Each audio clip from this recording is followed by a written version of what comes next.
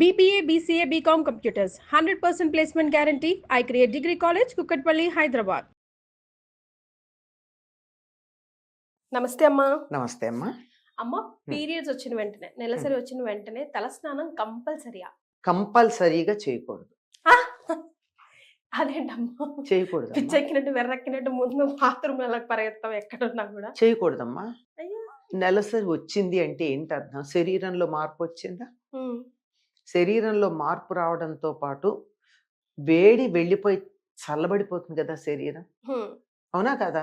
అలా చల్లబడిపోయిన సందర్భంలో నువ్వు స్నానం చేస్తే ఎంత ఆరోగ్యం మీద ప్రభావం చూపిస్తుంది. అసలు ఒకప్పుడు ఏం చేసేవారు ఆడవాళ్ళు? ఆ టైంలో విశ్రాంతి తీసుకోమనేవారు.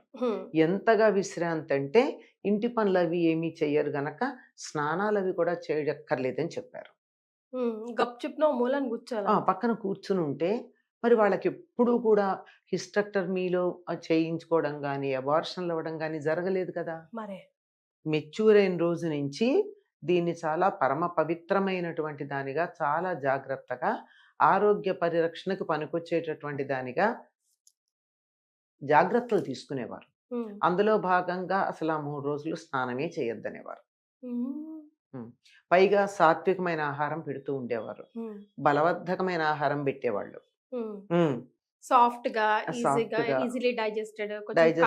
ఉండాలి, తర్వాత బలంగా ఉండాలి. అలా చూసేటటువంటి సమయాల్లో అసలు వీలైనంత వరకు శరీరాన్ని సూర్యరశ్మికి ఎక్స్పోజ్ చేయకుండా ఉంచమని కూడా చెప్పారు. ఇది ఒక సిద్ధాంతం అయితే, ఒకటి సంప్రదాయంగా ఉండేటటువంటి వాళ్ళు ఆ రోజుల్లో స్నానాలు చేసేవాళ్ళు. ఎందుకంటే స్నానం చేసి ఎట్టి పరిస్థితుల్లోనూ ఎట్లా ఉన్నా పూజ చేయకపోయినా దేవుణ్ణి తలుచుకుంటారు కదా. అలా తలుచుకోవడానికి స్నానం చేయడం వరకే పరిమితి తప్ప బట్టలు ఉతుక్కోవడాలు అలాంటివి కూడా నీళ్లలో ఎక్కువసేపు నానకూడదు. అంటే బట్టలు ఉతకాలంటే ఎక్కువసేపు నానాలి కదా. అంచేత అప్పుడు వాడినటువంటి బట్టలు కూడా తర్వాత ఒక్కరోజు చివరి రోజున చాకలికి ఇచ్చేవాళ్ళు, లేకపోతే చాకలి లేని రోజులు ఇళ్లలో ఉతుక్కునేవాళ్ళు, లేని ప్రాంతాల్లోనూ.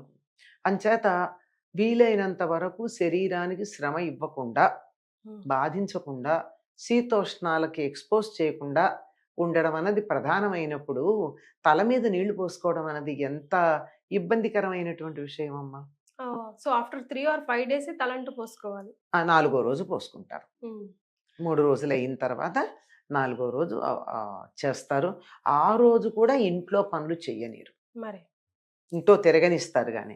ఎందుకంటే ఈ 3 రోజులు విశ్రాంతిగా ఉండి ఒక్కసారిగా తల మీద నీళ్లు పోసుకుంటే, అది కూడా ఈ 3 రోజులు నీళ్లు కూడా పోసుకుంటారు అన్నమాట. ఊరికే లెక్క ప్రకారం 3 బిందెలు నీళ్లు పోసుకోమని చెప్తారు, 3 సార్లుగా.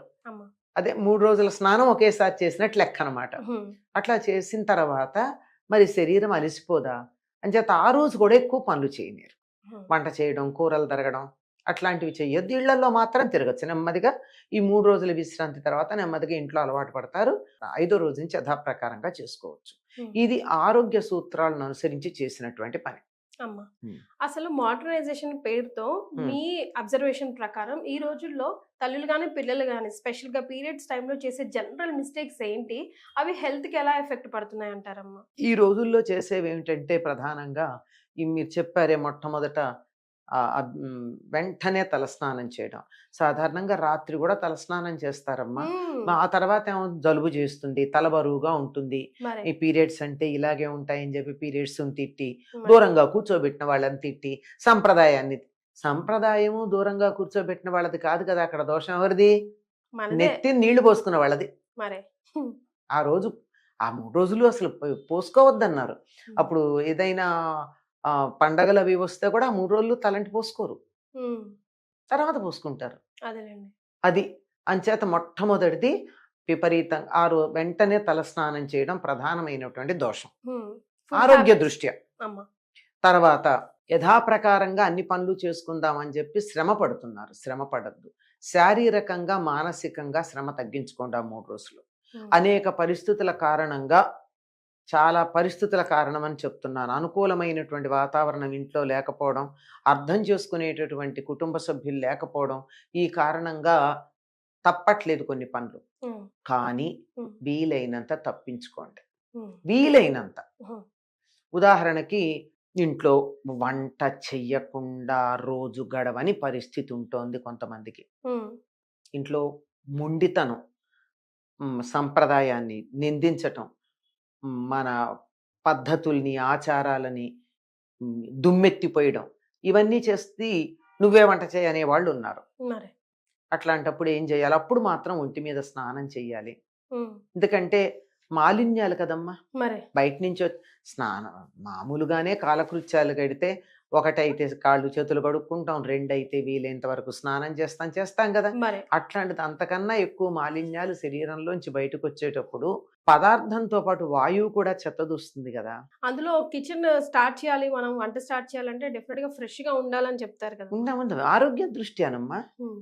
ఇప్పుడు టాక్సిన్స్ కూడా బోలెడు వెలువడుతూ ఉంటాయి శరీరం నుంచి. మరి. అవన్నీ అందరికీ అనారోగ్యం కలిగించేవి. హ్మ్. కానీ తప్పని పరిస్థితుల్లో అస్సలు తప్పదు ఇంకా, ఇంకొక గత్యంతరం లేదు అన్నప్పుడు మరి చేస్తున్నారు ఆడవాళ్ళు. హ్మ్. ఆ చేసేటప్పుడు ఏం చేయాలి అంటే వీలైనంత తక్కువ పని చేయండి. ఓకే. ఎంత అదే తప్పించుకోవాలి. టైము తెలుస్తుంది గదా! పలానప్పుడని. హ్మ్. అప్పటికి కావాల్సినవి ముందరే కొన్ని పచ్చళ్ళ లాంటివి అవి రెడీగా పెట్టుకుని, ఫలానా టైం వస్తుందంటే ఒక సెట్ పక్కకు పెట్టేసుకోండి. ఏమైంది ఒక 2 పచ్చళ్ళు పక్కకు పెట్టేసుకుంటే సరి. మరి. అప్పుడు వాడుకునే వస్తువులన్నీ కాస్త పక్కన ఒక ఒక ఒక ఉంటాయి గదా! ప్యాకెట్లు ఏవో రకరకాల డబ్బాలు ఏవో ఒకటుంటాయి. వాటిల్లో పక్కన పెట్టేసుకొని వీలైనంత తక్కువ వంట చేయండి. హ్మ్. పని ఏదైనా సరే. Let it be any work. Minimize the work. Hmm. Physical and mental. Hmm. Mental work కూడా వీలైనంత తక్కువ చేయండి. అందుకే కదా పూజలవి కూడా చేయొద్దంటారు. అంటే మానసికమైనటువంటి ఎనర్జీస్ వస్తే డిస్టర్బెన్స్ వస్తుంది అనే ఉద్దేశంతో. హ్మ్. అంటే నాకు రాలేదు అంటే నీకు రాలేదంటే అందరికీ రాదని కాదు కదా! అందరూ ఒకే అందరి ఇప్పుడు బాడీస్ ఒకేలా ఊళ్ళో ఉండవు. ఇంతమందికి మరి 3 ఏళ్ల క్రితం కరోనా ఇంతమందికొచ్చింది. రాని వాళ్ళు ఎంతమంది లేరు? మరి. హ్మ్. అంతే రాని కదా! వాళ్ళని దృష్టిలో పెట్టుకుని ససెప్టబుల్‌గా ఉన్న వాళ్ళని ఏం పర్వాలేదు నాకు రాలేదు గనక నువ్వు గూడా వెళ్ళు అంటే మరి. తప్పు కదా! హ్మ్. మనం ఏ సంప్రదాయం చెప్పినా యావరేజ్ హ్యూమన్ బీయింగ్‌ని దృష్టిలో పెట్టుకొని చెప్పారమ్మా. హ్మ్. ఎప్పుడు ఎబోవ్ ఉంటారు. వాళ్ళు స్టాండర్డ్ కాదు. అందులో కానీ ఈ రోజుల్లో పిల్లలు చాలా ఇబ్బంది పడుతున్నారమ్మా పీరియడ్స్ టైమ్‌లో. హ్మ్. చాలా అంటే చాలా. అసలు 2, 3 రోజులు ఎందుకు ఇబ్బంది స్కూల్‌లకి, పడుతున్నారో కాలేజ్‌లకి నేను చెప్తాను. అమ్మా! మొదటి 3 సార్లు సరైన జాగ్రత్తలు తీసుకోకపోవడం. అది.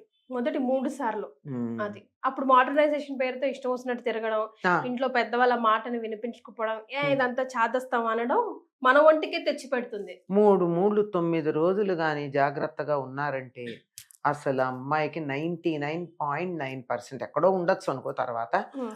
సమస్యలు రావు. అది. కదలకుండా ఉండడం. హ్మ్. అప్పుడు వాళ్ళు రకరకాలు చెప్తారు. కథలు కూడా చెప్పిస్తారు తర్వాత స్నానం చేసేటప్పుడు చెప్పుకోమని. అమ్మ. ఏది గోళ్ళు కొరికిన పాపం, మ సూది గుచ్చిన పాపం, కుట్టు కుట్టిన పాపం, ఇలాంటివేవో చెప్తారు. ఇవన్నీ పాపాలని. హ్మ్. పాపం అంటే అనారోగ్యం. హ్మ్. ఆ సమయంలో సూది గుచ్చుకుందంటే రక్తం అంతా కూడా కొత్తగా ఫ్లో అవుతోంది. రక్తంలో చాలా తేడా వచ్చింది. మరి. రక్తానికి ఈ సూది తగిలిందంటే ఏ ఇన్ఫెక్షన్ రావడానికి అవకాశం ఉందో మనం ఏం చెప్తాం? అంచేత చాలా పనులు చేయొద్దంటారు. హ్మ్.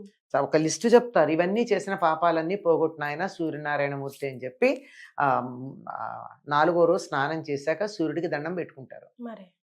అంటే ఆరోగ్య ప్రదాత సూర్యుడు గదా! హ్మ్. ఇవన్నీ నాకు తెలియక చేసినా నా ఆరోగ్యాన్ని కాపాడమని అక్కడ పాపం అదే. పోగొట్టమంటే అర్థం ఏంటంటే మరి. నా ఆరోగ్యాన్ని కాపాడమని చెప్పడం. హ్మ్. కనుక ఆ 3 రోజులు మొట్టమొదట వచ్చినప్పుడు 3 రోజులు ఉప్పు, కారం, పులుపు లాంటివి తినకుండా హ్మ్.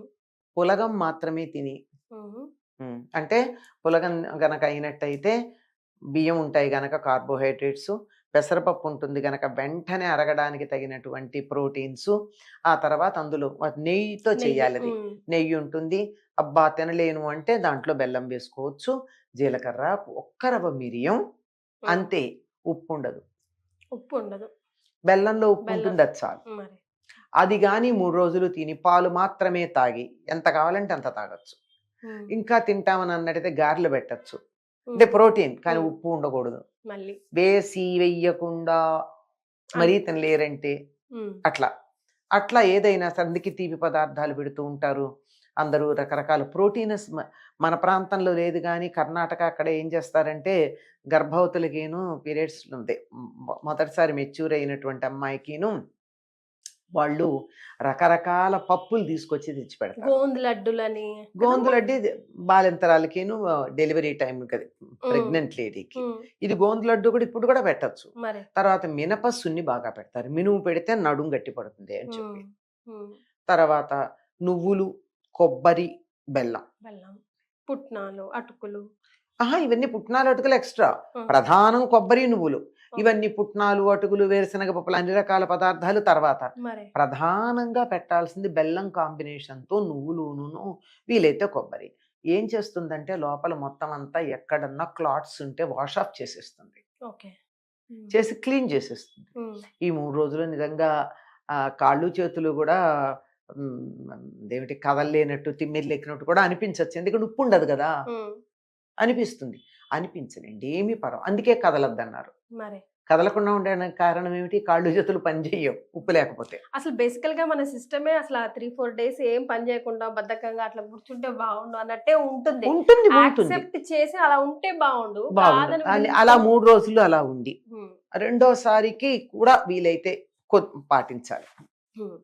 మూడోసారి కూడా పాటించగలిగినట్టయితే, కనీసం మొదటిసారి ప్రధానంగా వెరీ స్ట్రిక్ట్ గా పాటించాలమ్మా.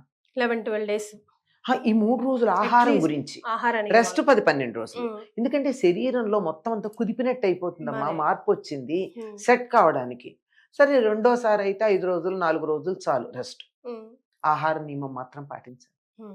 ఇలా పాటించినట్టయితే చాలా బాగుంటుంది. ఇప్పుడు ఆధునికంగా ఏం చెప్తున్నారంటే డాక్టర్లు, అప్పుడు మొదటిసారి అయినప్పుడు 1 month లోపల ఒక ఇంజెక్షన్ ఉంటుంది, టెటనస్. డాక్టర్ని అడగండి, లేడీ డాక్టర్ని అడగండి చెప్తారు. అటువంటి ఇంజెక్షన్ ఒకటి ఇప్పించాలంటారా అమ్మా? చెప్తాను వినండి. ఇప్పించాలి. తర్వాత 6 నెలలకి ఇంకోటి ఇప్పించాలి. అది కూడా పీరియడ్స్ కాకుండా పీరియడ్స్ అయ్యాక 5-6 రోజులు అయ్యాక.